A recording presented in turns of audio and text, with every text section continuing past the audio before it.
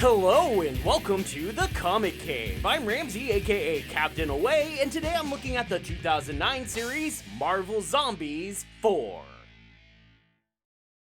Last year, I looked at Marvel Zombies 1 and 2, and the Dead Days prequel, all done by the same team of Kirkman, Phillips, and Chung. These comics were set in a unique universe, filled with zombie versions of superheroes who had eaten their way through all of humanity in just a couple of days. I've also covered Marvel Zombies 3, the first in the series to have a new creative team, this time led by writer Fred Van Lente, who would take the series in such a different direction that it was completely unrecognizable as even being part of the same series. That story was set primarily in the main Marvel universe, known as Universe 616, and saw zombies supposedly from the zombie universe explored in the first two series attempt to invade the main Marvel universe so they could spread what they came to call the Hunger Gospel to superheroes in a new universe. MZ3 would establish a few other bits of continuity as well. This would include the fact that for the first time, regular humans could get infected and become zombified.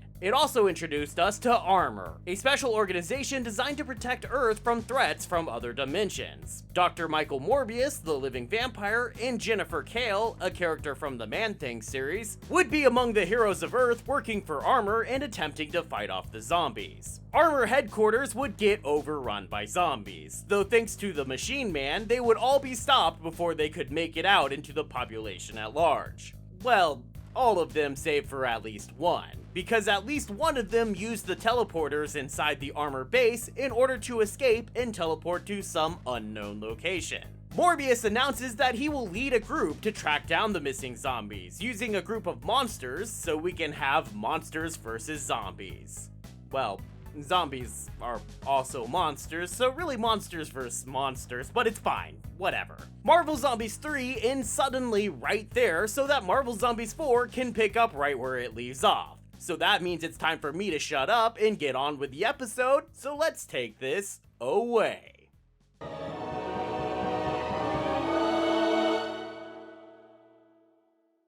The comic opens on a cruise ship that has been overrun by the undead. And not just any undead, but menfish. No, I didn't say that wrong. It's not fishmen. It's specifically menfish. They're an old and pretty obscure Marvel villain species that are basically mutated piranhas that were, more or less, created and controlled by the supervillain Piranha, who is also here in a zombified version. At least, I think that's him? Or her? As they suggest, they laid all these zombie fish eggs inside the civilians that had been on this ship. Anyway, the point is, the menfish were already giant zombie-like man-eating fish people, so being zombified feels a little redundant. But I guess it's fine. They do look creepy as hell. Morbius teleports onto the ship along with his brand new version of the old monster fighting group, the Midnight Suns, to try and stop the menfish. Morbius is joined by Jennifer Kale, returning from the previous story. Last seen cowering from the undead as they overran the Armor base in the previous story. There's also Damon Hellstrom, the son of Satan, one of those early 70s characters that quickly made use of lifting comics code regulations to capitalize on the popularity of supernatural and occult characters, just like with Morbius, or the final member of our team. And that last guy on the team is the original Werewolf by Night himself, Jack Russell. Wait, really? His name is Jack Russell? Really? He's a dog person and you named him Jack Russell? He's not nearly cute enough to be a Jack Russell. I have a Jack Russell. She is much cuter than that guy. See? This is my Tesla. Here she is with her turtle. I named him Leonardo. For obvious reasons. Yes, I did just want to post a picture of my dog. In my defense, she's adorable. She's right behind me as I record. The Midnight Suns quickly kill their way through the zombie infestation, fairly sure that they're safe from the zombie virus because Morbius created a vaccine, which is something he was supposedly trying to do in the last series, but that turned out to be the fake zombie Morbius from the zombie dimension. Which means this Morbius must have whipped up a vaccine in record time. But I guess if I'm trying to say the speed with which they created a vaccine is unrealistic when there's a zombie virus that mutated a ship full of piranha men, maybe I'm being a bit too critical. Morby has also discovered that the zombie virus is killed by oxygen, which, sure, let's go with that. And so he's developed weapons that introduce oxygen into the zombies' systems, though the result of doing so is that they simply explode. Pretty gruesome. The plot regarding the SS Spooky here is almost immediately abandoned as they near the Caribbean island of Taino, and Kale teleports them all to land while the ship blows up, as Hellstrom took it upon himself to simply destroy the ship in order to kill all the creatures on board. And I guess we're going with that, successfully killing all of them because we won't see them again and no one bothers looking for any. So yay! The Midnight Suns were preceded to the island by their quarry, who turns out to be Simon Garth, the original Marvel zombie. No, really, he was an actual zombie in the original voodoo sense of the word, brought back to life to serve the master of the amulet he wears around his neck. With Simon is the head of Zombie Deadpool as the other escapee of Armor. Now, I do appreciate the Muppets reference. I always appreciate a good Muppets reference. And I know I was just criticizing myself for not being able to suspend my disbelief. But I do feel like this is going a bit too far. Zombie Deadpool died in Marvel Zombies 1. Even if we give him somehow magically surviving that story, his entire body, head included, was thrown into a riverboat fan in the previous story, meaning he shouldn't be anything but some leftover blood spatter by this point. But, to be fair, I guess, they did actually show him having survived as just a head in the previous story. But I didn't mention it in my MZ3 video so that it could be a surprise here. Surprise! Sai and Deadpool stumble upon Black Talon, yet another old and relatively obscure character from the varied occult comics that were coming out around the time of the creation of Morbius and Hellstrom. But he's also served as a regular supervillain type in times past. BT can raise the dead and has built himself an army of zombies and has an amulet just like Garth's. Aw, necklace twinsies. Because of that, Talon alone can get Garth to speak, and upon learning all about Zombie Deadpool's history and disease, decides to do what any good capitalist would do. Make some money off of it. So he attempts to sell the zombie virus to the Hood. I'm honestly not sure if I've mentioned the Hood or not before on the channel. To me, he's a great big nothing burger of a character, but he's among a group of characters that Brian Michael Bendis decided to make prominent in the late 2000s. So we'll probably be seeing a lot of him as I cover more Marvel comics. At this point, he had become the head of his own little criminal empire, and its powers, which he gets from his namesake Hood, were revealed to have been given to him by Dormammu, the great demonic fiery head guy that has long been one of the biggest foes of Doctor Strange. If you don't know Dormammu, I'm sorry. I'm not really going to explain him here. You should probably look him up. He's a seriously major Marvel villain. Hood doesn't particularly feel the need to take Black Talon up on his offer, but Dormammu decides he wants the Hood to get the virus, believing he can use the virus to weaken the Earth, making it easy for him to conquer. So Hood brings a group called the Night Shift with him to visit Talon, some more vaguely adjacent to occult type stuff D-list characters from Marvel's past. So we can have just a giant minor character jamboree on this little Caribbean island.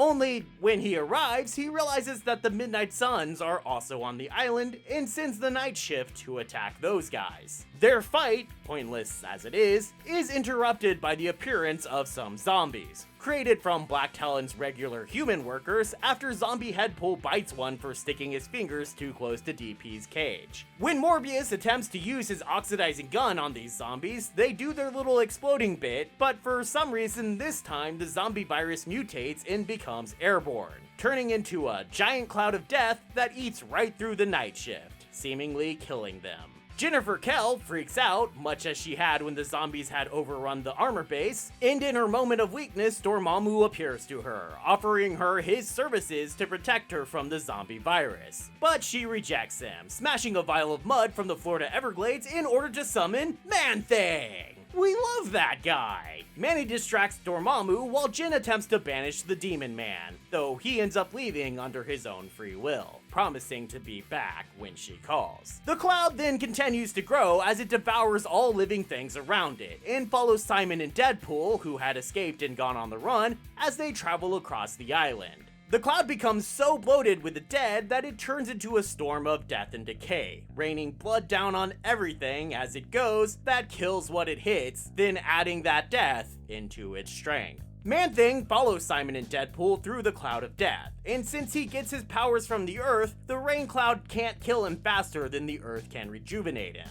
At least, not as long as he's touching the ground. That changes when some even more obscure super people are revealed to be on the island to protect the corporate interests of Roxxon, who are apparently building a resort on the island. The cloud kills these nobodies and then rebuilds them all into one zombie that serves as a sort of living embodiment of the virus. This zombie thing attacks Man-Thing, lifting him off the ground so that he can no longer be rejuvenated fast enough to survive the bloody rain. Meanwhile, the Midnight Suns, along with the Hood, have taken shelter in Black Talon's compound. But Jack Russell, who is only like half wolf, I guess, now that it's daytime, becomes sick, and then full-on zombies out. He wasn't bitten, but instead infected by the vaccine itself, something Morbius warned could happen in the first issue. Even though that's also just not how vaccines work.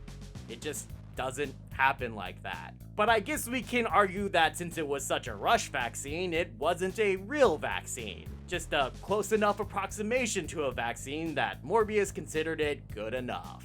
I mean, he is the guy that turned himself into a vampire through his own science, so maybe he shouldn't really be trusted to science things anymore.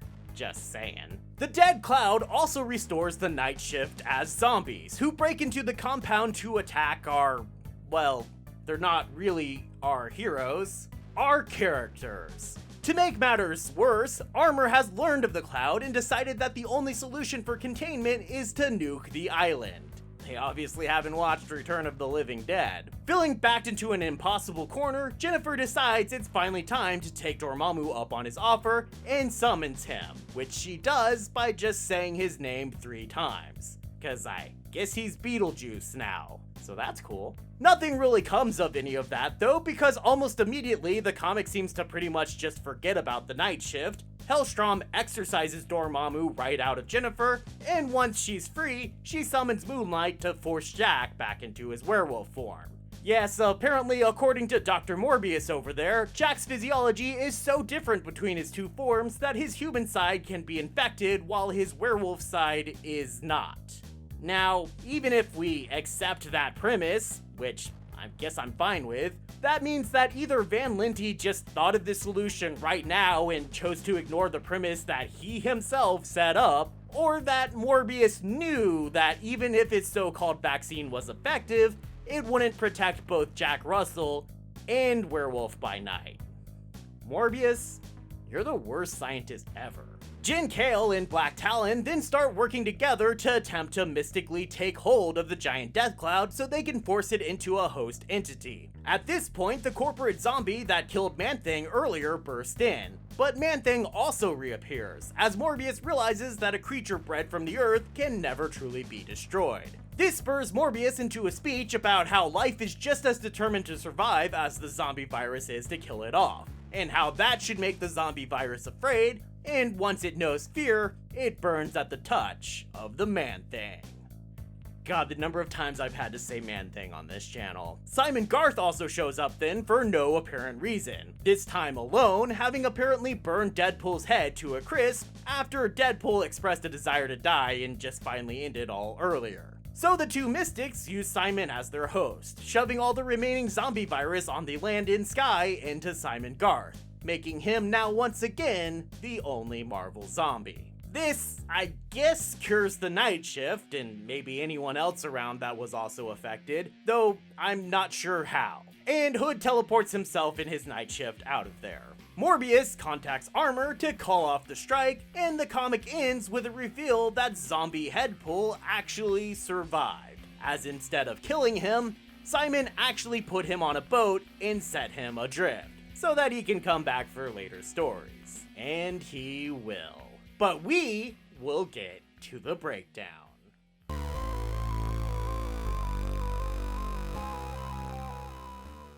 This comic is a mess. It jumps all over the place so fast that it seriously was hard to map out even just how I was going to explain it. And to make things more confusing, it's packed to the brim with obscure, uninteresting characters that you've probably never heard of. And it seems to expect that you've not only heard of them, but you actually know them pretty well. Even I didn't know who all these characters were the first time I read this story. If you did somehow know all or even most of them, then I guess that this story might be kinda cool to you. Just getting to see these characters reused at all, but I'm not really sure it would help all that much even then. I mean, I for one always enjoy seeing Man-Thing, which is a sentence I just said and I'll have to live with for the rest of my life. But even considering that, I don't really have any feelings about him showing up here. And that's with him getting the two biggest emotional climaxes of the story, both when he seems to die and when he finally gets to use his one and only superpower. And I think that lack of impact is due both to the story just not being very interesting and the fact that these characters aren't really here for any reason other than that no one is using them so they can be killed off. And so Van Linty can have bragging rights of, look, see, I did my research. That's great. Who cares? So I'm giving this series a recommendation level of low. If you read the previous story, it definitely won't kill you to read this one, but unless you're deliberately trying to read all the Marvel Zombie stories, I don't know why you'd ever bother with this one. The collected edition gets 1 super cute puppy dog.